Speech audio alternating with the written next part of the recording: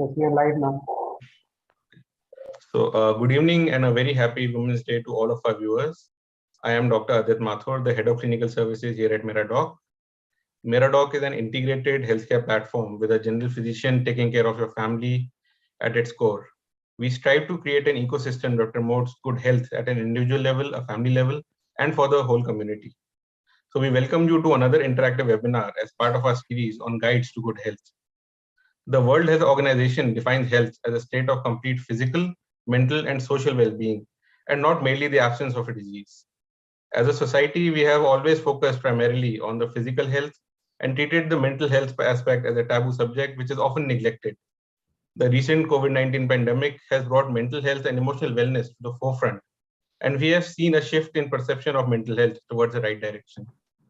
So mental health includes our emotional, psychological, and social well-being. It affects how we think, feel, and act. It also helps determine how we handle stress, relate to others, and make healthy choices.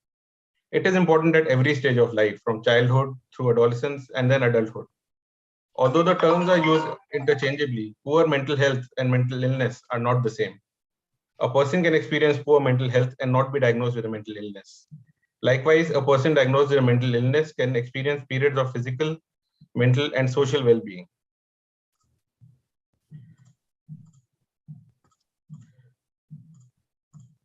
So today's webinar focuses on mental health from a woman's perspective. We have an esteemed panel to guide you towards emotional wellness, wherever you may be in life. They will share their experiences and their mantras to guide you towards a healthier lifestyle and when to seek help if required. We will then open the discussion to the audience and then take any questions that you might have. So without further ado, let me introduce our panel for the evening.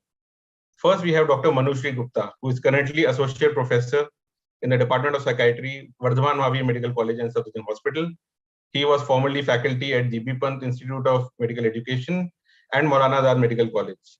He is the General Secretary of the Delhi Psychiatric Society and a member of the National Expert Committee for Guidelines on Treatment of Substance Abuse Disorders by the Government of India. Secondly, we have Dr. Anuneet Sabharwal, who has worked extensively in the field of de-addiction and mental health care since 2011. His passion led him to start the Happy Tree Hospital in 2016. His pioneering approach towards the holistic management of patients, rightly termed the Happy Tree method, has made him one of the most sought-after names in his field. He frequently appears in newspapers, magazines, television, radio, and social media as an expert on discussion on mental health issues. And last but not the least, Ms. Nikita Pabreja. She is a licensed psychologist and an executive leadership coach with an experience of more than 8 years. She holds a license from the Rehabilitation Council of India, is a certified integrated self-hypnotherapy practitioner, and has worked with prestigious organizations such as AIMS, Safdarjung, LHMC, where she worked with Can Kids as a psychologist for the oncology department. Along with being a psychologist, her presence as an executive leadership coach has proven to be a perfect blend of business coaching and understanding individual behavior. Her major work has been around fetching yourself, called the Inner Child Quest. She has worked with numerous large corporations like Genpact, Better.com, Akash Institute, DS Group, and Uber, to name a few. So I would now like to invite Dr. Manushree Gupta to take the discussion forward. Over to you, sir. Thank you, Adit. Thank you for the lovely introduction, and welcome to all my distinguished colleagues on this panel.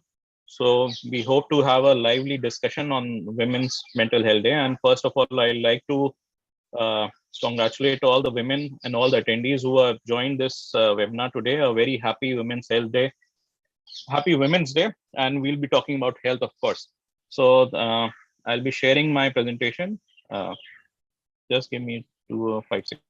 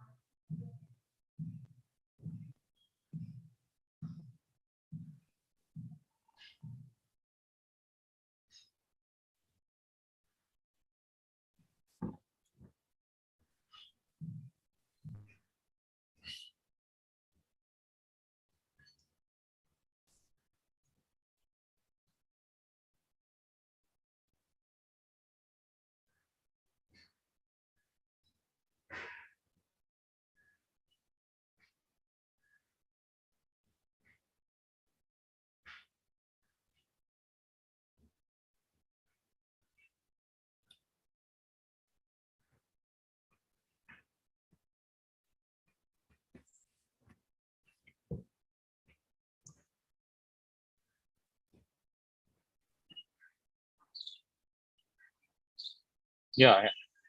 Is the presentation visible now? Dr. Adit, can you Yeah, confirm, yes, sir. please? Yes, sir. Okay. Thank you.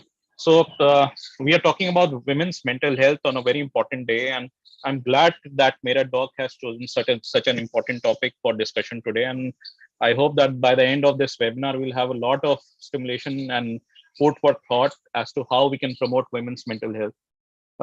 Women's health per se, the physical health has always been neglected and has been ignored over the centuries. It's the all the studies and the evidence and the guidelines that we have in the medical science have all originated from studies which have been conducted on men. But during the last part of the century, I think this has changed dramatically, especially in the Western world. And now the focus and the generation of evidence has now gone towards and focused towards the women's health.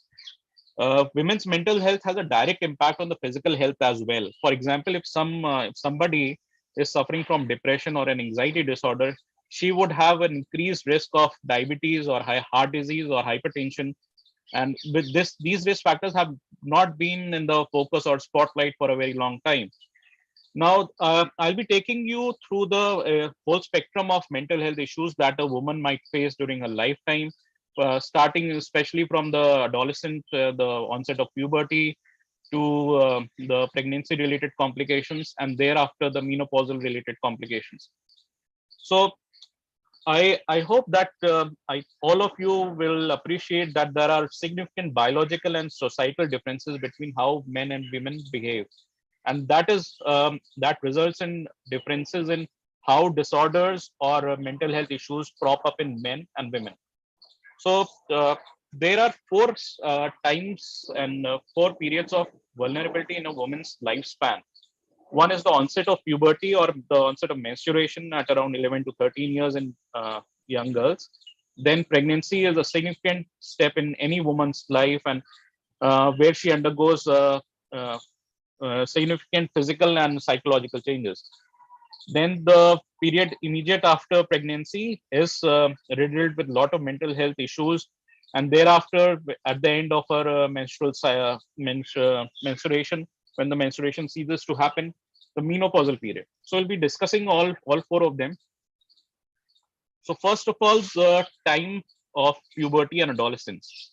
Now, adolescent mental health, or a young girl who's just turned 13 or 14, faces a lot of changes in her life, in her body, in how people perceive her to be, how she perceives herself to be. So now, uh, I would like to focus now on the crucial triad of adolescence. What happens when a young girl steps into adolescence? There are three major points to be discussed or stressed upon. One is of self-esteem. The second is of body dissatisfaction, and third is of depression. Young girls develop depressive symptoms on a rate of more than 15 to 20%. So almost all young girls who are entering adolescent are liable to develop depressive symptoms at the rate of 15 to 20%. So amongst a group of 100 girls, almost 15 to 20 or 25 young girls would develop depression. So the rates of depression are actually quite high in young girls, which this is the first peak of depression in a woman's life. And later on, after the second or the third decade of life, the second peak of depression occurs. Now, the one thing I would like to appreciate and focus upon is the issue of self-esteem. It's the young girls more than the young boys who grapple with this issue of low self-esteem. Now, what is self-esteem? It's how you evaluate yourself against the society. It could be a positive evaluation of yourself or a negative evaluation of yourself. So how young girls perceive themselves in the eyes of the society is actually a very important measure of the things to come later in her life. Second important issue that young girls are facing nowadays is of body dissatisfaction. Now, body image distortion has been there in throughout the time period, and in different cultures and societies it varies. In the Western culture, the figure of the size zero that is so prevalent in, and almost all of us know about. is that it is a concept that was imported from the Western world. Now, young girls are very dissatisfied today with the body image, their body image, because what they see on the social media, on news channel, on television, on with models and actresses. Now that leads to a very distorted sense of body image. How then ideal body should be? It has gone and undergone a sea change from what it was 50 years ago to now what it is now. And third, of course, the raging issue of depression. Now, depression, as I said, is a clinical illness, and it happens in about 15 to 20% of young girls. The most common, it is the most common mental health issue in women. The common symptoms of depression, how you can recognize that someone or yourself are undergoing depressive symptoms. There are significant changes in sleep habits. So, if you were sleeping 6 to 8 hours of regular sleep earlier, now you are waking up 1 or 2 hours earlier than your usual waking up time. Major changes in eating habits. There could be a loss of appetite. There could also be an increased appetite. So uh, that those changes can occur in your eating habits. Also, if eating disorders now come into the picture, which I'll discuss a bit later on. There could be a total loss of enjoyment and activities that used to bring pleasure. This symptom is known as anhedonia. So, a young girl or a woman who used to enjoy her activities like chatting with her girlfriends or going out and eating out, or maybe a hobby that she used to pursue, she no longer finds enjoyment in those activities. There could be rapid mood swings from day to day, or even within a single day. So she could be reacting to minor provocations, and her reactions might be too much for somebody to handle. There could be thoughts of suicide and self-harm. Self-harm is a very important issue that needs to be addressed in young girls and young women. And I, as a psychiatrist, almost see 2 to 3 cases of young girls or women harming themselves in some way. The self-harm behavior might not be um very lethal, or might not be very injurious, but nonetheless, these are important markers of significant things to come. Now, factors contributing include weight issues, as I already stressed, the false body image that we are grappling with, problems with friendships, bullying. Now, relationships also come into the picture during this age, and relationships issues are, I think, top of the list of any young girl or a young woman. So, academic problems, sexual or physical abuse that a child, young girl, or maybe a young woman might undergo. So, these are the factors which contribute in the development of depression in women. Anxiety disorders. Now, unfortunately, women are twice as likely to get some or the other kind of anxiety disorder as compared to men. Men have different set of mental health issues, but depression and anxiety are two disorders which are much more common. In fact, 2 or 3 times more common in women as compared to men. Now, there could be several types of anxiety. One could be a very recognizable panic attack, where there is an intense fear or intense fearfulness from unknown factors. So the panic attack can develop anytime, anywhere, in any situation, and it almost feels like that something very bad is going to happen. But the important thing to note for anybody who's undergoing a panic attack, that it's self-limiting. So within 10 to 15 minutes, it's likely to die down. Other common anxiety disorders are generalized anxiety disorder, which is characterized by excessive worrying about everyday issues. Like, for example, my kid has not come from school on time. He is 15 minutes late. God knows what might happen to him. Or my husband is having an affair with somebody because he is not answering my call from office for the last 2 days. So these are excessive worrying. These factors might come in everybody's life, but the important thing to note is the excessive worrying, which is disabling also. And another type of anxiety disorder is phobias. Phobias of common things like dogs or heights, or maybe places where you think you cannot escape from, like crowded places, or maybe a lift or staircases. So these are phobias of specific situations or specific objects. Another anxiety disorder is OCD. I think most of us know about OCD due to its representation in the media. OCD is repetitive thoughts of maybe, for example, contamination, that your hands are contaminated with fecal matter or something very, very dirty, and you wish to wash them or wash your clothes all the time. Or they could be an obsession or OCD about placing things in a symmetry. Things are just not right, so you are spending most of your time ordering things or making things in order. So that is an important type of OCD in young girls who are preparing for examinations. So the common presentation of any anxiety disorder is feeling physically ill, like an upset stomach, nausea, or frequent headaches, worrying about things that are outside of their control, poor sleeping habits, including sleeping too much or too little, and pointing to vague symptoms to stay home from school. So missing school or missing work due to anxiety problems could be a red flag in such women. Now, eating disorders, this is an important factor to consider, or important problem of the new age, especially with the advent of the social media. The social media scene has exploded in the last 10 years. And those social media, especially Instagram or Snapchat, where the exchange of pictorial material or videos is happening, that leads to a distorted body image. So if you're seeing your favorite, if you're following somebody on Instagram and you're seeing her doing exercises and diets and losing weight all the time and talking about weight issues, so you are likely to believe, and you're subconsciously likely to believe that is the right way to live, or that is the right body image, and how I should attain that body image. And it leads to a lot of dissatisfaction, a vicious cycle of dieting, ritualistic food habits, very intense food habits or food rituals. And but the result is not there always, because that body image is actually not real. So every individual is tailored in a very specific or unique way. You cannot have a body structure or body size of another individual, no matter how hard you try.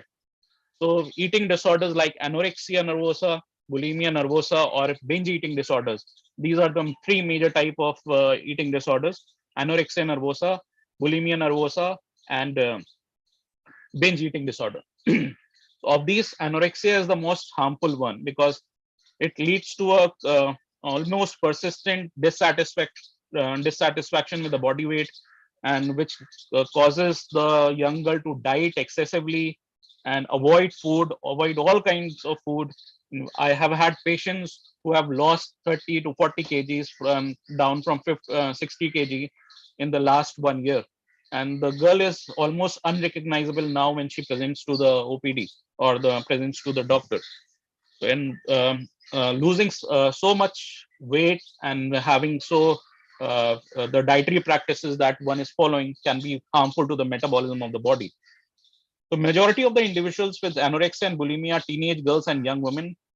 Unrealistic beauty standards and a focus on body weight is significantly impact the body's ability to get nutrition, very important, and can harm the heart, major organs, bones, and teeth, and lead to other diseases. Now, the in our culture, there was a study that I came across, which was carried out in India, which said that, which concluded that excessive fasting that we see in Indian women is also a kind of eating disorder. So eating disorders can present in different individuals in a different setting, or in various cultural settings. It can present differently. Next is ADHD. It is an attention deficit hyperactivity disorder. This disorder has been most talked about in boys, because it's more diagnosed in boys, young boys, but it's very common in girls also. It's just the hyperactivity component which is not present in girls. So it goes unrecognized, and it is a young girl has to struggle with this disorder throughout her life. It leads to attention dysregulation, means you cannot sustain your attention at one place or at one task for even a small amount of time. There is impulsivity, impulsive outbursts, or impulsive speaking, excessive speaking, and sometimes hyperactivity. There could be problems with time management, organization, decision making, working memory, planning, emotional regulation, and prioritization. How do you prioritize your tasks? How you organize any complex task? So it could be difficult for anyone who's studying to crack an entrance exam, or somebody who has just joined a new company or a corporate firm. Uh, uh, Working in such an organization requires you to plan and make decisions all the time, and ADHD does not let you do that. So recognizing ADHD in young girls is very important. Now we come to the menstrual related problems that we see in women. I think no problem has been stigmatized as much as premenstrual syndrome in women. The feminism movement disregarded this syndrome, that it's just a creation of men, and it actually does not happen. But now the evidence is very strong. The medical science has advanced to find out that it's a biological disorder where there is a change in mood and behavioral symptoms just prior to the menses, when the menses occur at the 28th day of the menstrual cycle. So it is usually seen in the week preceding the onset of menses, and it can be diagnosed if the patient reports at least one of the following: affective means mood symptoms, and somatic means bodily symptoms before menses in each of the 3 previous menstrual cycles. So the important thing is that they should occur in consecutive cycles or happening persistently. The mood symptoms that are present in pre-PMS are angry outbursts, anxiety, confusion, depressive symptoms, irritability, and social withdrawal. Every individual can present with some of these symptoms. Any individual who is having PMS. Then there are bodily symptoms like abdominal bloating, breast tenderness or swelling, headache, joint or muscle pain, swelling in the extremities, and weight gain. So it can lead to a lot of dissatisfaction and irritability in any woman who experiences these bodily symptoms. A severe form of PMS is premenstrual dysphoric disorder, which is characterized by more mood symptoms. So the mood can be excessive anger or rage or irritability. So those symptoms dominate rather than the bodily symptoms. So PMDD is just a severe form of PMS or premenstrual syndrome. So PMDD is a severe negative reaction to the natural rise and fall of estrogen and progesterone. Sufferers of PMDD report damaging and impulsive behaviors that may include suddenly leaving a job or a relationship. So PMDD can be so disabling that it can harm your job prospects or even your relationships. If somebody is suffering from PMDD and is not aware of that, she may be showing excessive reactions, and which may lead to consequences which she did not want at all. The important thing to note is, although estrogen and progesterone levels vary in almost every woman, it's the sensitivity of the brain to these hormones that is responsible for PMS or PMDD symptoms. So how your brain reacts to these the changing level of these hormones, that determines whether you have PMS or not. Now, treatment options in PMDD. I think I'll just briefly recommend one thing. If somebody experiences PMS or some such mood symptoms before her menses, then she can take calcium and vitamin D supplement. This has been replicated in various studies that calcium and vitamin D supplements actually help in reducing PMS. Otherwise, if you're not getting help, you should go to a professional like a psychiatrist or a psychologist for seeking help in PMDD or PMS. There are a number of options, and all of these are helpful in reducing the symptoms. Now, pregnancy-related mental health problems. This is a very important and a very large topic, and I would like our colleague on the panel, Dr. Anuneet, to take um, the pregnancy-related mental health problems. I would be just briefly telling you about what is perinatal mental health, and there are actually 3 major group of disorders or symptoms. One is postpartum blues, second is postpartum depression, and third is postpartum psychosis. Dr. Anuneet Sabharwal would be taking these in detail and how you can manage these symptoms after pregnancy. Then is menopause. Dr. Anuneet, I'll just be ending in a minute, then you can take over. Menopausal syndromes are well known across the board. Post-menopausal syndrome, it is due to shift in hormones toward the end of reproductive years, usually occur between 40 to 48 years in most women. Mental health symptoms may be reignited in those prone to them. So if you have had a depressive episode earlier in your life, menopause is the time when it can reoccur or relapse.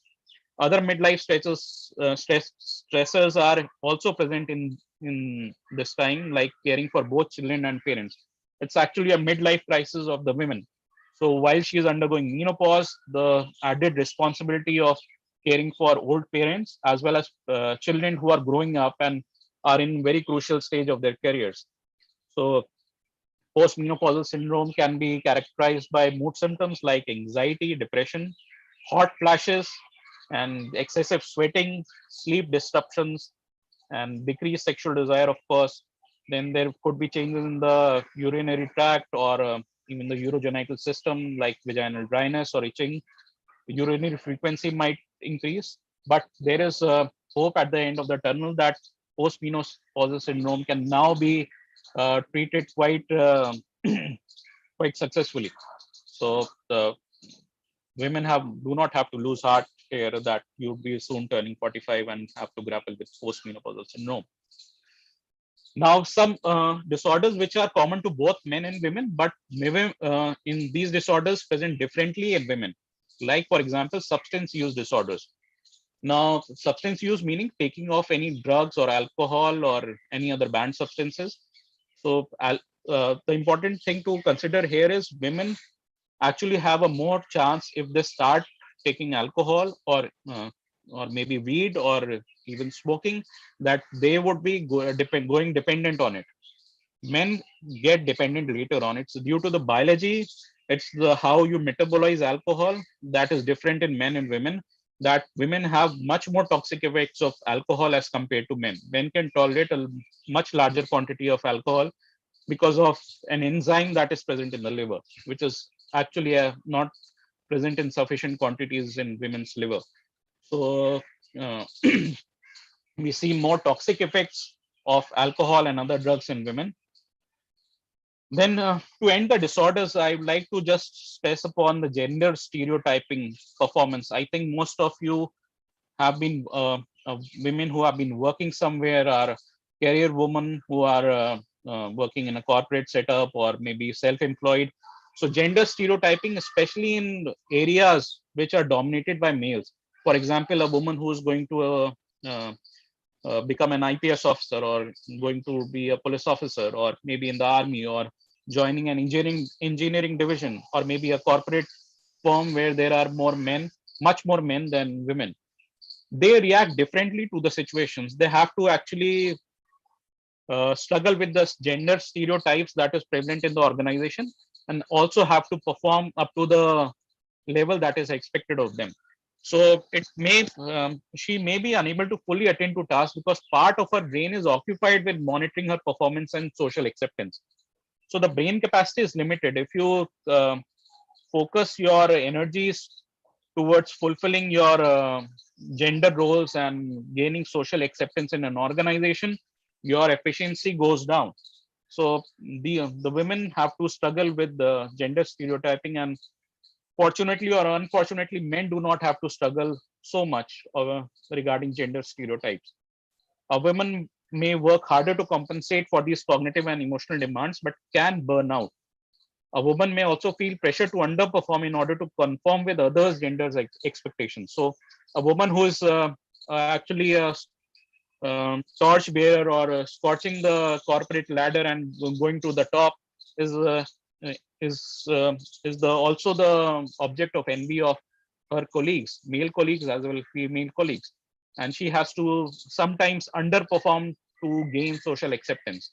This is very important, and men cannot even fathom what women have to undergo or struggle to reach the top of the corporate ladder in such organizations. So gender stereotyping is important mental health issue, important factor that leads to mental health issues. At the end, I would like to summarize that women are at particular risk for specific mental health disorders throughout their lifetime. Many disorders are missed or misdiagnosed due to differing presentations in men and women. greater awareness and accessibility to mental health resources is the need of the hour. And this webinar today, I think this fulfills this need quite well. And if there are women who are grappling with these issues, I think this is the right platform to voice those issues. Thank you. And I request my co-panelist, Dr. Anuneet, to take over, please.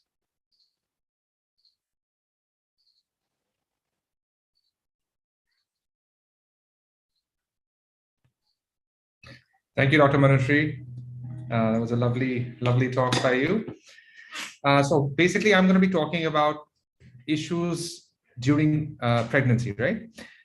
Just give me 1 second. I'll share my presentation with you. Are you able to see my presentation? Yes, sir. Yep. Give me 1 second, please. Yeah. So a little bit about me. I'm Dr. Anuneet Sabharwal. I'm the founder and director of the Happy Tree. We are a de-addiction and mental health hospital. We're also one of the fastest growing chains of rehab centers in India. So we're located in New Delhi. We're headquartered in New Delhi, and we started our operations in 2016. We've completed about 7 years in the business now, and it's a wonderful journey till now. So I'm going to be talking about mental health and pregnancy. To introduce you to the concept of mental health issues and pregnancy, it can essentially be, there's an overlap. So it could either be the person could, either be someone who's already been diagnosed as having a psychiatric illness and then becomes pregnant, or it could be someone who's become pregnant and then gets diagnosed with, a psychiatric disorder. So in the first instance, of course, we focus on, preventing further episodes of either mood or psychotic symptoms. In the second instance, when we're able to predict that something related to a psychiatric illness may happen, we focus on management. So just looking at the umbrella picture of what kind of mental disorders a person who's going through pregnancy may experience. So it's under the umbrella you have anxiety disorders, psychotic disorders, personality, dissociative, substance use, eating, mood disorders, and issues with self-harm. I think most of these have already been discussed in detail by Dr. Manushree, so I'm going to be focusing on the theme more. Now, these are the stats, and they're stats that one must take into account. The most risky time to become mentally unwell for a woman is after having a baby. So you have 10% to 15% of women who suffer from depression after having a baby, 10% of pregnant women who suffer from depression, 15 to 20% of women suffer from anxiety during and after pregnancy. 1 to 2% of women suffer from bipolar disorder during and after pregnancy, and about 0.5% of women suffer from postpartum psychosis.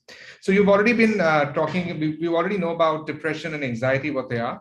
Bipolar disorder is a kind of disorder that has mood symptoms on opposite poles. So on the one pole you have depression, and on the other pole you have mania or excessive mood elevation, where it becomes inappropriate and socially hampering, occupationally hampering for that individual.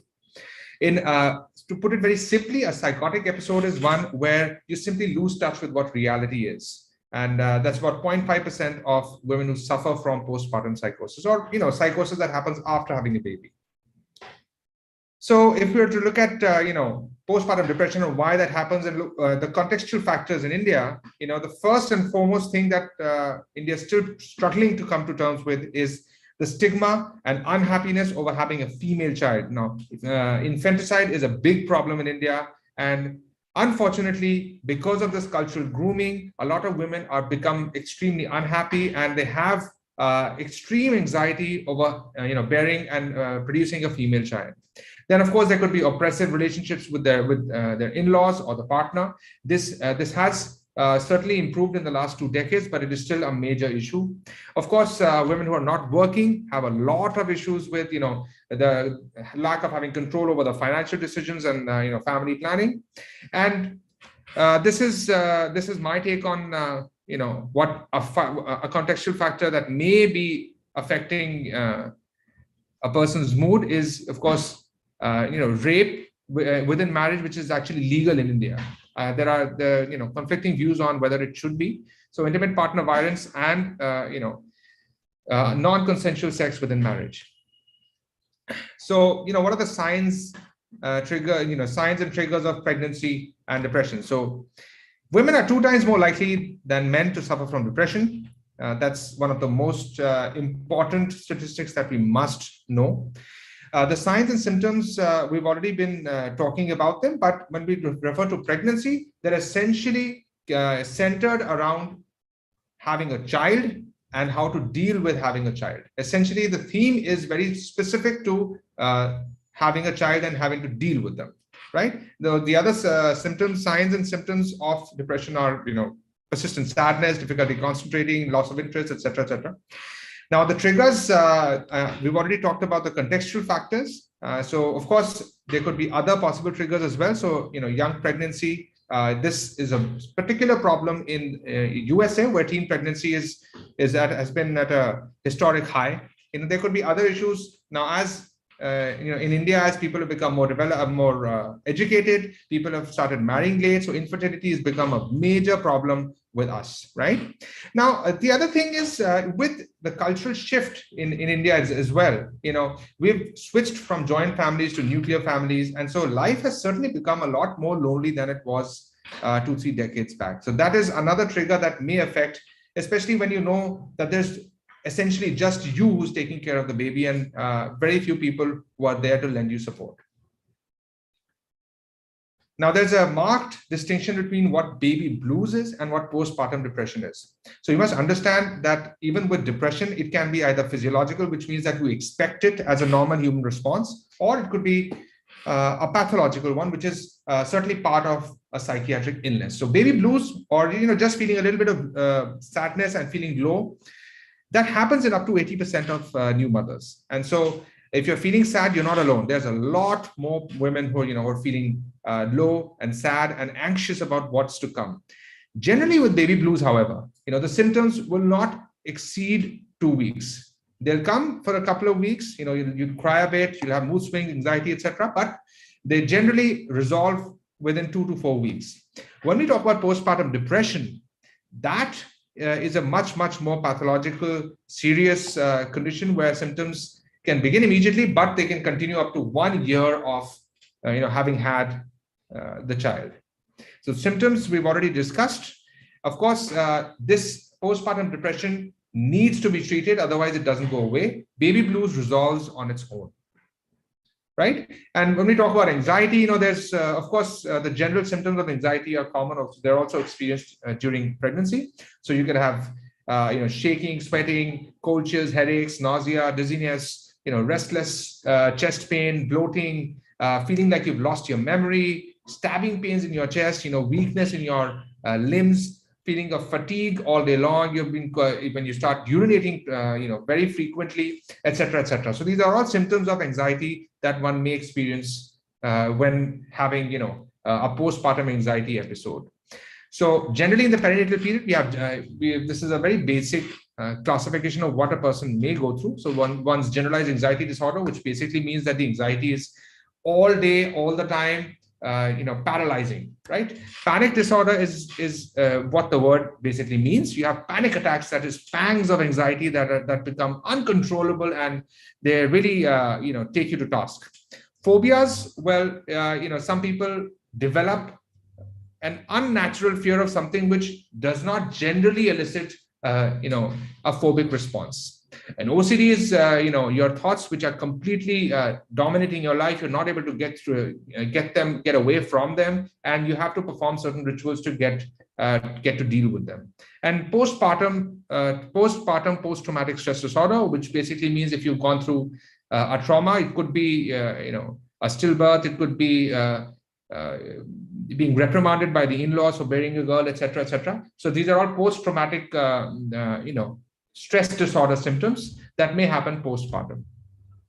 I've already discussed what these anxiety types of anxiety disorders basically mean. So we'll look at postpartum. So we're also going to look at postpartum psychosis now. That's 0.5% of the population. Generally, that's the statistics that we go for based on all the studies that we have. Now, psychosis basically means losing touch with reality, right? Now, you have either, delusions or hallucinations. A delusion is a belief which is not true. And even though it's not true, and even though you've been told, you've been asked, the belief has been challenged by an interviewer, you refuse to believe that it's not true. You still believe that that's true. For instance, you may believe with certainty that your spouse is having an affair, even though he may not. But still, if you continue to believe it, despite being challenged, that becomes a delusion. A hallucination is a sensory experience which is out of what a normal human being can experience. So this could be seeing things, hearing things, feeling things, smelling things, tasting things, etc. Disorganization of behavior means you're basically just your behavior is all over the place, right? There's no determining tendency. There's no kind of straight line tendency to kind of go and do a specific activity anymore. Your behaviors, it could range from hoarding things, to shouting at people, to completely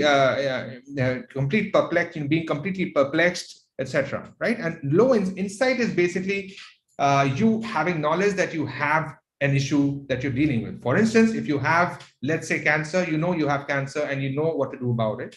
In a psychotic illness, you don't understand that you have a psychotic illness and you refuse to have it treated, right? Now, sometimes postpartum psychosis can be very severe. The reason for that is, there's risk to the baby. Some women with postpartum psychosis have issues with, having, of course, delusions against the baby as well. So they are at risk of harming the baby physically. There have been instances where I've seen patients who've actually tried to throw the baby off the balcony of the house. And so that, in such cases, one does require, hospitalization. The question is whether you want to take meds or whether you don't want to take meds. This is both from a doctor's perspective and from a person who's suffering from it perspective, right? Now, from a doctor's perspective, generally SSRIs and TCAs are the safest, very safe in pregnancy and breastfeeding. One would tend to go avoid lithium, valproate, and other mood stabilizers. And in my personal opinion on this is that ECT is by far, I would say, the most effective in patients who are going through postpartum psychosis. Now, if you're lactating, if you have a baby and you're feeding them your milk, you have to, as a doctor, the general rules are that I must kind of discuss with the patient, what the risks are, what the benefits are, and what are the possible effects the drug might, if I'm prescribing them a medicine, what are the possible effects the medicine might have on the baby? Should it be passed on through the milk?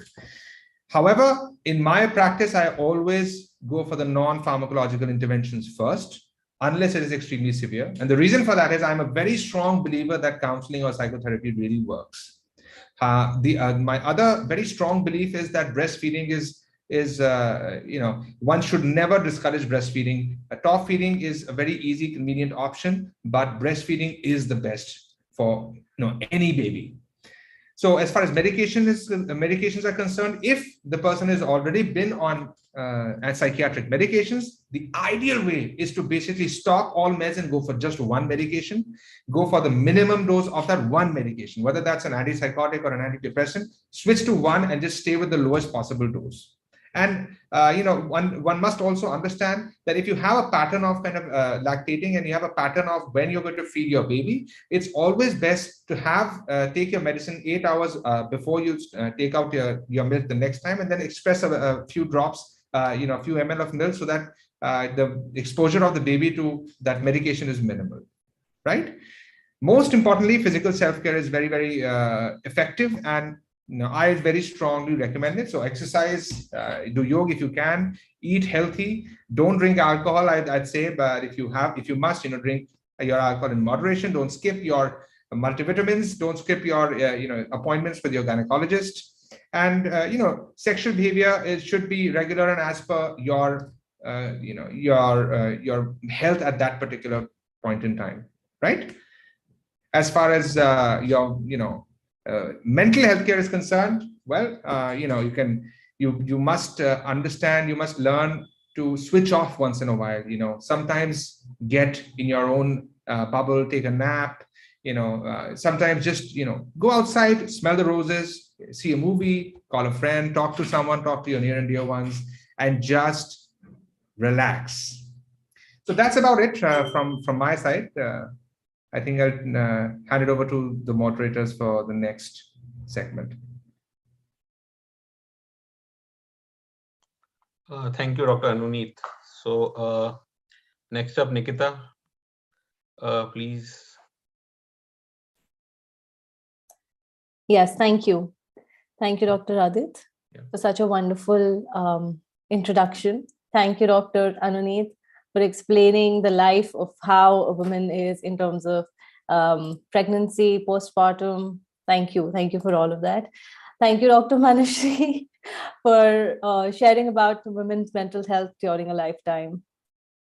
Just allow me a second before I share my screen.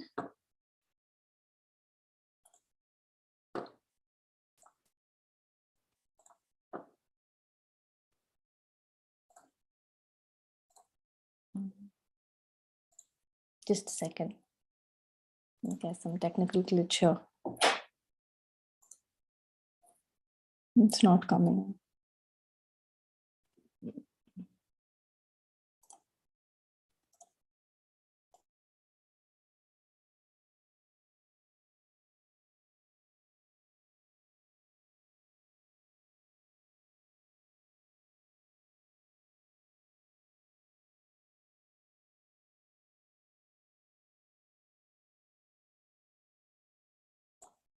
Is my screen visible? Yes, yes, it is. All right. Thank you. All right. Moving ahead, just because it was time for, it was during the COVID times where everybody was working from home, women have faced a lot of stress, anxiety, which mostly Dr. Anuneet and Dr. Manushree, they've captured it all, they've explained it beautifully. However, while working in the corporates, while working with people who are in corporates, this had been a journey for every woman who has faced a difficulty while they were working at workplaces, and now they're going to be returning to home. They're going to be returning to their offices. There was a life which was during the pandemic, which was work from home. When they were working from home, there were a number of challenges, there were a number of difficulties that they faced. Eventually, they got used to it. The initial periods were quite difficult, sitting back at home with the child at home, online classes happening, elder people at home. Managing all of that became very difficult. Now, moving ahead, this is what the statistics show. Millions of women, due to all of this, due to all of the stress that took place, they left their workplaces. The bars that we see in red represent women, and the bars that we see in gray represent men. India, amongst all, was the top. 24% of women left their workforces. And when we see towards the West, 13% in Canada and 18% in US, 17% in Brazil. This is what the women workforce was, and this is how the pandemic hit, and they had to leave their workplaces because of many reasons. Let's explore what could be the possible ones. Women's working mothers, they had to cut back their hours substantially due to hours of unequal share of caregiving, because they were the ones who were taking care of the domestic work, house cleaning, cooking, etc. All the household responsibilities landed onto them. Children at home, that's husbands at home, and then the elderly is at home. It was very taxing. Over a third, so that means 33% of women left their jobs during the pandemic and have not returned so far. 25% of women in the corporate world are considering to go in for a low-key role. So if they were at a higher position, they're okay taking up a low-key role in terms of balancing their house and balancing their work. 42% of women said that they felt burnout in 2021 compared to with 32% who said so in 2020. That means it has gone up 10% high. What could these pressures be? Where are these pressures coming from? COVID forced many women to shift their priorities to take care of children or older relatives. Highly ambitious women who were very career oriented had to take a step back. They were not able to work because of the other priorities. Many women assumed the role of teachers. So they had to wear a hat of being a teacher, because at home, everybody, all the responsibilities, everything landed onto them, whereas in considering the online classes of children too. Violence against women increased. Men had never been at home. The businesses were not going well. There was a financial crunch. And all of a sudden, when all of these things came together, this amalgamated, and this caused a lot of stress, this caused a lot of frustration amongst men, which made them abusive too. Given the pay gap, it is often that women gives up. So men and women are not paid equally. To all those organizations who pay well and who pay equally to all of them, kudos to those organizations. However, majority of the organizations, we see that men and women are not paid equally. So when there was a decision between a husband and a wife, who would leave the job and who would stay back in terms of carrying the household responsibilities forward or being there for the child, it was always the women who had to do the sacrifice. Women have pushed these factors, they have pushed women to take tough decisions about whether they want to remain in their jobs or leave the workforce altogether. Now, what could be the impact of leaving the workforce? Now, this does not just have an impact individually or per se to a family. This has a global impact. These trends where women are leaving the jobs, if they are left unaddressed for a longer period of time, this will worsen existing inequalities, which will reverse decades of progress. So we will go back 10 years back. Where we are right now, we will go back 10 years back. By stepping off the ladder now, women may not be able to climb as high. If we sit back right now and we do not climb up, we're not going to be reaching up. It's going to take, we will reach up, however, but it's going to take long. It's going to take very long, right? Therefore, do not leave before you actually leave, which means do not mentally leave yourself. If you're sitting at the table at a board meeting, do not mentally take a step back if you're there physically.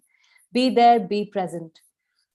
Say what you have to, negotiate if you have to, be there. Slow return of women, the gradual return of women will represent lower and less women at the managerial and leadership roles.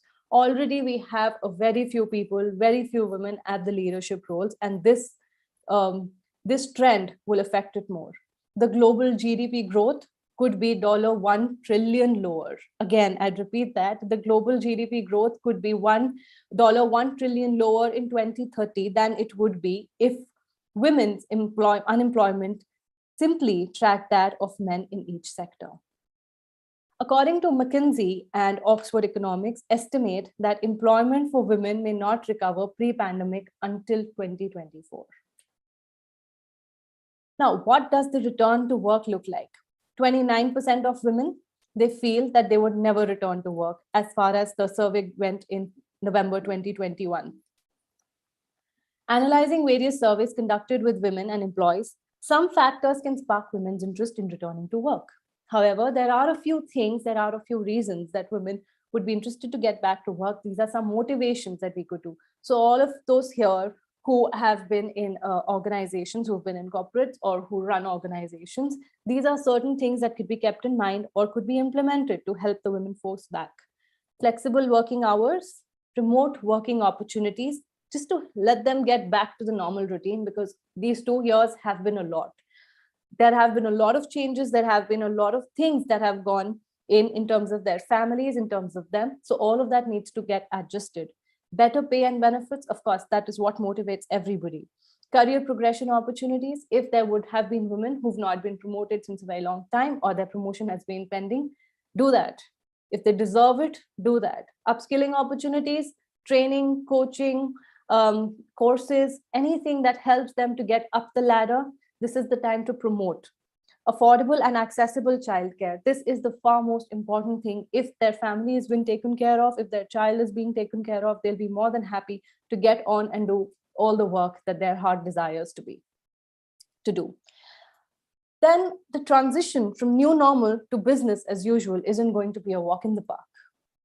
If we thought that, we're waiting for offices to reopen, get back, take our bag and go. It's not as easy because everybody has been comfortable now. Maybe sitting in your pajamas, looking at the children in your house and managing the household. I think all women out here, we've mastered the technique of multitasking by now. So kudos to each one of you out here. And many women across the world have been wearing concerns about wanting to go to work, but they are unable to go because of stress and anxiety. Now that they are settled, it is very difficult because the entire system has been in place. Initially, it was difficult to get back to this, and now this transition is going to take time.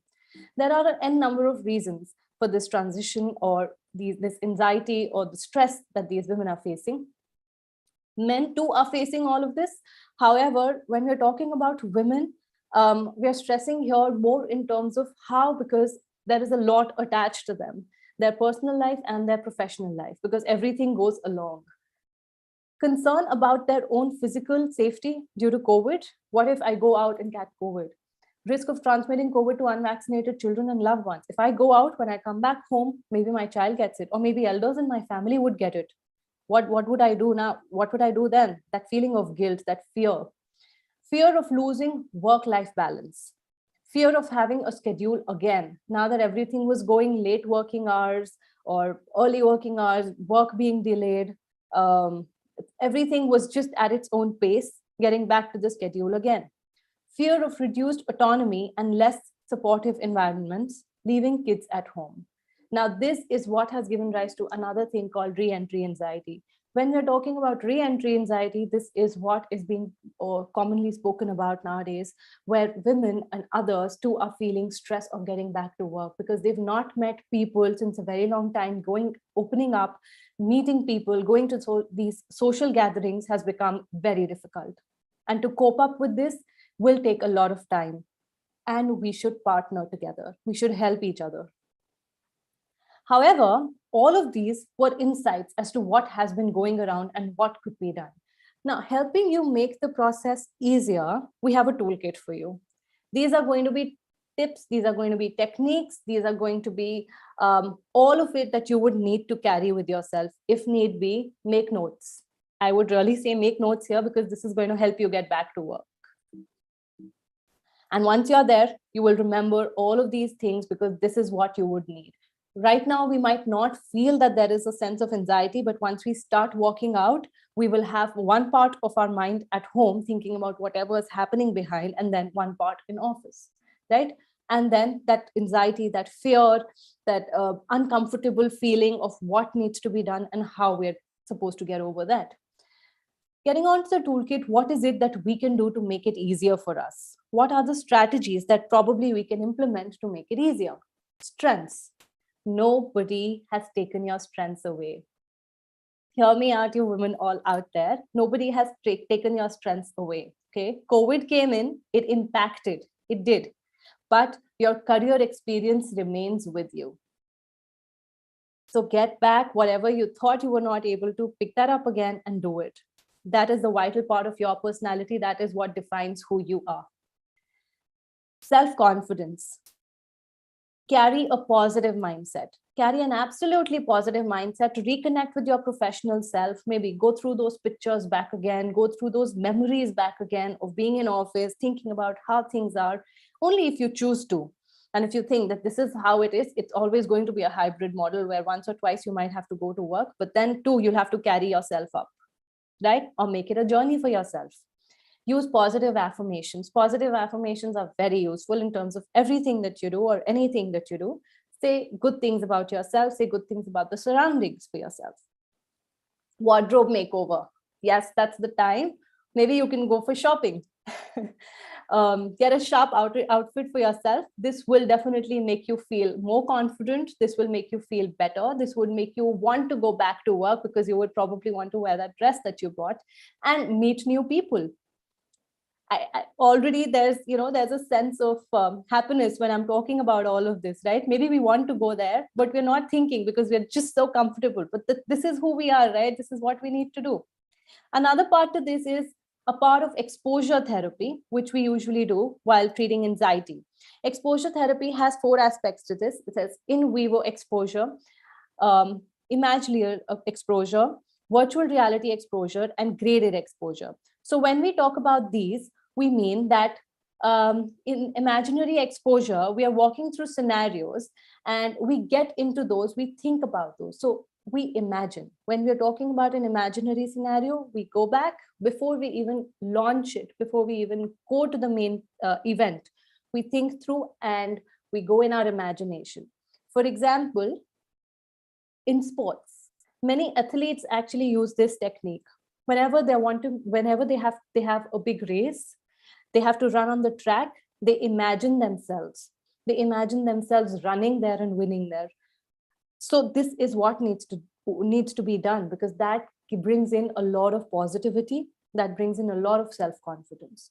So try doing that. In vivo exposure is, don't just jump into it right now. What you can do is easily take baby steps, try to identify, try to go back, try to see if possible, ask your boss or ask your manager or somebody in your office. If the offices are open, if you can just go for a walk, you can just go there. Make yourself comfortable there. Try to make yourself a little at ease so that, before everybody jumps into office, then there are so many people already, there's social phobia, and there are so many people, you're already in comfort to where you are. Virtual reality, you get those virtual reality headset, wear those, get into your office, see those pictures, feel as if you're at work, if that makes you better. Graded exposure would be gradually taking baby steps. So right now, maybe not just going directly to office, go down, meet a few friends, call some friends for tea, sit together, 2 or 3 colleagues, start working together. And that is how you launch yourself to going to work. Improve your sleeping schedule if you think your sleeping schedule is not in sync with how it should be when you go back to work. Because if you have a family, if you have kids, they will also take time. So at least 1 week prior to your start date, start identifying all of that needs to be in place. Create that schedule for yourself.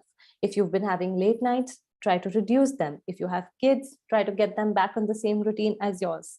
Normalize and socialize, start connecting with individuals as much as possible, because we need to really get off that fear. We're living with COVID and we don't know for how long we'll have to. And we don't want re-entry anxiety to be a part of our lives. Back to the routine, start getting into the routine, start your regular work.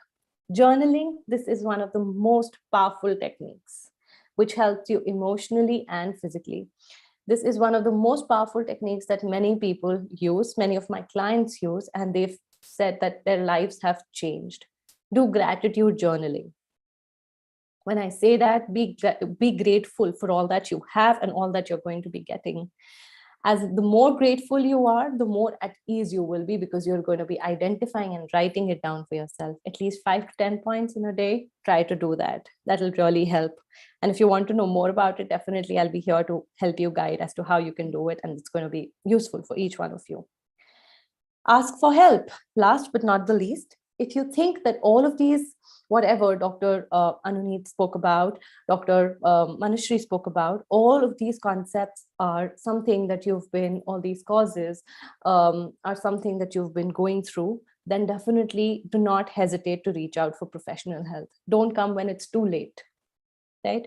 So there could be certain things with therapies, with counseling, you can be cured, and with medication, you can certainly be cured. If you have somebody who can help you in terms of your mentor, in terms of somebody who could be your friend, somebody who's your buddy, your partner, somebody whom you can trust, go in and speak to them. Have a coach, have somebody who can help you. And that brings us to the end of this. I will be open to questions, all of us here. Thank you. Just last note from here, take time out and come back to a workplace with a renewed energy. Remember that your time off is an asset, and that during that time you gained a breadth of perspective and many new skills which you can feel proud of. So when a farmer crops his field and there is a time of harvesting, he takes the crops off. There is a time when the land is left barren for the land to regain its nutrients back. Right? Imagine that to be yourself, where you're getting all your energy back and you're all energized. And now when the crops are going to be growing again on that land, which is going to be energized, re-energized and happy, how beautiful is that going to be? Thank you, everyone, for your time. It was over to you, Adit. Thank you so much, Nikita. That was really insightful. And thank you, Dr. Manushree and Dr. Anuneet. Unfortunately, I had to drop off. He had a patient, so he had to attend to. So we have a few questions from the panel for everyone. So I'm just going to take them up one by one, firstly from the audience. One question which was asked by a class 6 student, she was asking that, is it good for me to go on a diet because my friends are doing it? So that one question, we talk about your body self-image and about your peers.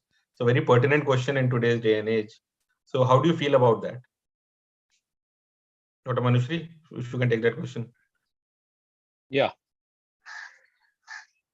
So that was what we were talking about. And I think it's a very relevant question, and asked by a class 6 student makes it much more relevant. See, dieting, of course, cannot be recommended to such a young girl. But if she's facing any issues of overweight or obesity, of course, which might lead to endocrinological problems later on, definitely having a healthy diet and a regulated or structured diet would be helpful. But for somebody who has been under peer pressure, the girl has asked that her friends are doing it, and should I do it too? So she is acting due to the peer pressure or the pressure of the group. And certainly, I think we need to have a talk with the parents and the child herself. What is causing this urge to diet? So if there are genuine issues, definitely go. Not due to gaining a certain kind of a body structure or a body weight. Yeah. So another question we have is from Dr. Sheetal, and that is, what is borderline personality disorder and how can it be treated? So should I answer, Nikita? Yeah, both of you can take. Okay. I think I'll leave the treatment part to Nikita, because I think it has a more, the treatment involves clinical psychologists much more than a psychiatrist. Of course, borderline personality disorder is an exclusive disorder that has been gifted by the gods to the women. One kind of personality disorder that is almost exclusively seen in women. Its opposite is the antisocial personality disorder, which is almost exclusively seen in men. And borderline personality disorder leads to a lot of difficulties in any woman's life. You have to actually appreciate that it's not a very serious or a very core kind of a psychiatric disorder. It's on the borderline between normalcy and becoming psychotic. So the borderline personality disorder has features like the person has problems with their body image, the self identity. There is a feeling of chronic emptiness within herself. She's not able to form relationships and sustain them. She gets into a relationship, actually idolizes her partner. Then after sometimes there is devaluation. She would say कि मुझे इससे अच्छा husband या boyfriend नहीं मिल सकता, मेरा husband दुनिया में सबसे अच्छा है. थोड़े ही दिन में वो इंसान उसके लिए सबसे बुरा हो जाता है. So that is devaluation. So she has difficulty in relationships. Another important characteristic is the tendency to harm oneself. So we see that such individuals actually come with overdosing of pills, or maybe cutting off the wrist, or cutting cut marks on the wrist or other parts of the body. And they may also attempt much more serious kind of self-harms or suicidal acts. So these are very the emotional dysregulation is also a very important factor. They are not able to control their emotions. And for example, they may react excessively to a minor stimulus or a minor provocation. They might be excessively happy or excessively angry or in a rage for even minor provocations. So this is about borderline personality disorder. And Nikita, would you like to comment on the treatment part, please? Yes. So for this, counseling, pharmacotherapy, along with pharmacotherapy, counseling is advised. Along with that, CBT, which is cognitive behavior therapy, is quite useful, which has showed a lot of impact. While an anger management therapy, wherein, because these people, they undergo a lot of issues, they get into a lot of emotional disturbances, unable to identify where they are and where they're going to be. So aggressive comes in, and anger management is also a part there. Thank you. So coming to the next question, it's by Neeraj Kataria. So they say that 3 years back they suffered from dengue, and after that they observed changes in their food taste, their preferences, so they used to stay away from sour foods, and now they prefer totally opposite. So is it normal for that to happen, and do they require any treatment or anything? So what are your thoughts on that? No, I would take over the role of the moderator here and request you to answer this, because I think this is more relevant to your practice, right, Adit? Yeah. So would you like to answer this? Loop now. yeah. So you're putting me on the spot, but it's okay. So dengue has, from a clinical point of view, there's hardly any correlation, with changing food taste or anything. So they do change, your taste change over a period of time. You get accustomed to certain foods from, childhood, and then when you get into adulthood or you start to grow, you keep on changing, depending on your lifestyle and, trying new experiences. So I don't think it's something that requires any medical assistance per se. It's just a part and parcel of everyday life, your taste and everything keeps on changing. So I don't think you require any treatment for that. Yeah. So I think this has not been documented that there is a change of taste or food preferences after dengue. But on the contrary, viral infections have been known to cause changes in receptor sensitivity on the tongue and your skin surface. For example, somebody who has suffered from viral infection may suddenly start keeping cold. They may feel cold all the time. So that phenomena is known, but of course, yes, there is no specific treatment, and as Dr. Adit pointed out, and you should enjoy your new food preferences rather than going back to the old. Yeah. So we have another question again from the chat, which was that how long does treatment for OCD continue? So does it go away with treatment, or you have to continue it for till the end of life?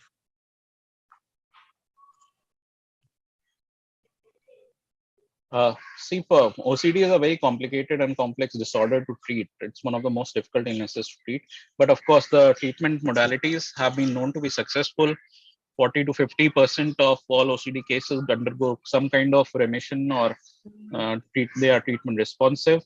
So I think both pharmacological as well as psychological therapies go hand in hand for OCD. Pharmacology is actually the basic structure or the foundation of the treatment plan, and psychology adds certain value, or maybe it beautifies the whole structure. So one technique here that I can share in terms of how people can help in terms of OCD. Anybody undergoing OCD, there's a technique called a rubber band technique. In the rubber band technique, you wear a rubber band in your hand, a little loose one, maybe the ones that you get on the mithai kada bus, which are loose enough. But when you snap them, it hits. You hurt. You get hurt, right? So wear that in your hand. Every time you have that urge to go wash your hands, or that urge, those compelling thoughts. So OCD has parts, so obsessive and compulsive, which means your physical and your mental body both are not able to come at rest.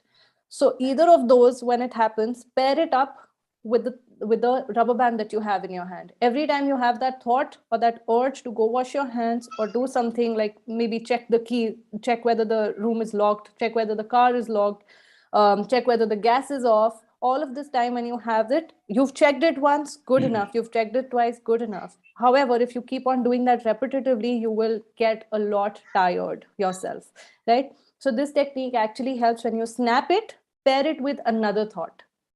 But okay, this is what I'm going to do apart from this. Pair that with another thought. So this is how your mind can be paired. And eventually, those thoughts will tend to subside. Okay. I think another part of the question is how long should you continue treatment? When you start the treatment, at least continue for a year.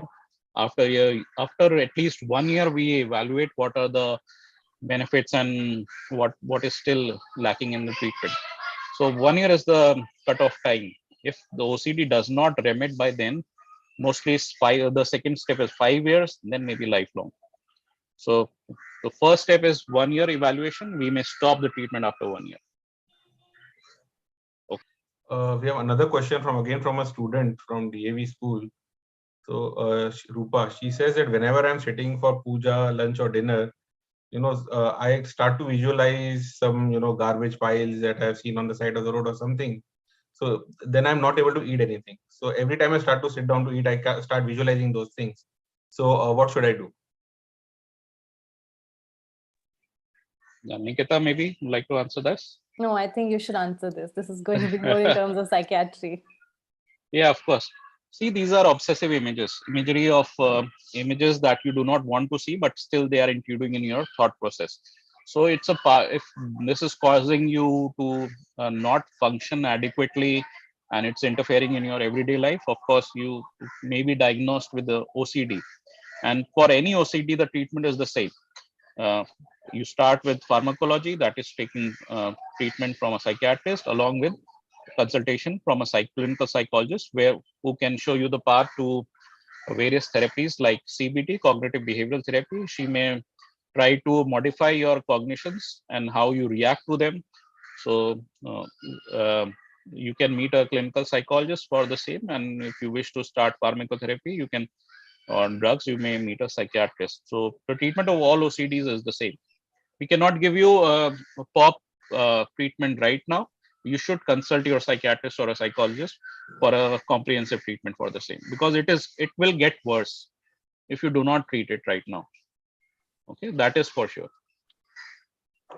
So one question very common, which I think we touched upon, but we did not go into it, is how does one decide when they should seek help in terms of talking to a psychiatrist, a counselor, or a psychologist? So what are the signs that one should look out for before seeking help?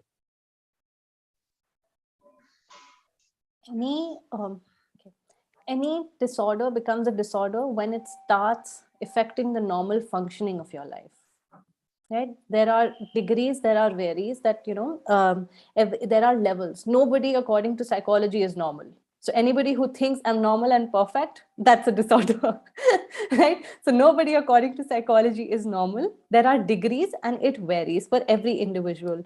Once you tend to understand that my life is not going, it's not normal, I'm being distressed, I'm feeling distressed for anything and everything around me, people around me are not happy, there is something which is unusual about me, that is the time when you should actually seek for help.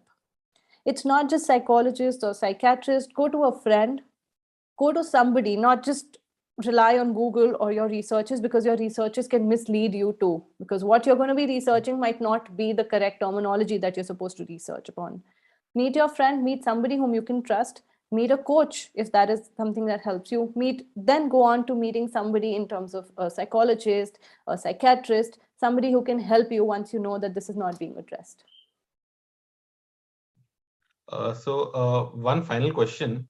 So Dr. Manushree, you mentioned certain supplements that one can take, which help relieving symptoms during PMS. Are there any generalized supplements in terms of vitamins or calcium or some micronutrients that one can take to promote better mental health? Actually, Adit, there are none. So nobody can recommend a vitamin supplement to take care of your mental health. Similarly, as nobody can recommend to take supplements to take care of your physical health, so you do not fall sick. That is not what supplements do actually. But the only evidence that we have currently is that vitamin D supplementation helps in the treatment of depression. It cannot prevent it, but if somebody has developed depression, it can be helpful along with the therapy and treatment. Vitamin D supplementation. Also, there is some evidence of taking fish oils, omega-3 fatty acids, especially in young adolescents who might be undergoing some kind of mental health issue, who may be confused or who may show some quasi-psychotic symptoms, who are not behaving normally as expected. Then omega-3 fatty acids in adequate dose, not one capsule, not two capsules, almost 3 capsules a day, can actually prevent some of that, but the evidence is not very strong, as I said. So I think vitamin D is becoming essential. Most of the studies now are coming on vitamin D for diabetes, post-COVID recovery, mental health, like you said. I think, and Indians are one of the largest population that are deficient in vitamin D, despite, living in a sun-rich country. But No, we most are of us are largest in deficient. everything. We Yeah. are the largest. You take any statistics, Indians would constitute the largest population Yes. because of our overall large population. Yes, absolutely. So we are number one in depression. We are number one in diabetes. We are number one in obesity. We are number one in vitamin D deficiency, just because of our population. Of course, diabetes, there are certain other risk factors. Our genetic makeup is such that we are predisposed to diabetes. But yes, the population plays a large part in that. Yeah. So on that note, I think we'll end the session. Thank you so much, Dr. Manishwari. Thank you, Nikita. And if any one of our viewers has any more questions, please feel free to email them to us at feedback@meradoc.com. We'll forward them to the panelists and try to get answers for you. So thank you, Dr. Manishwari. Thank you, Nikita. Thank you. Thank you, all your viewers. Thank you. Thank you, A very Dr. happy Adit, and Women's Day to everyone. Yep, happy Women's Day to everyone. Happy Women's Day, Dr. Nikita. Thank you so much.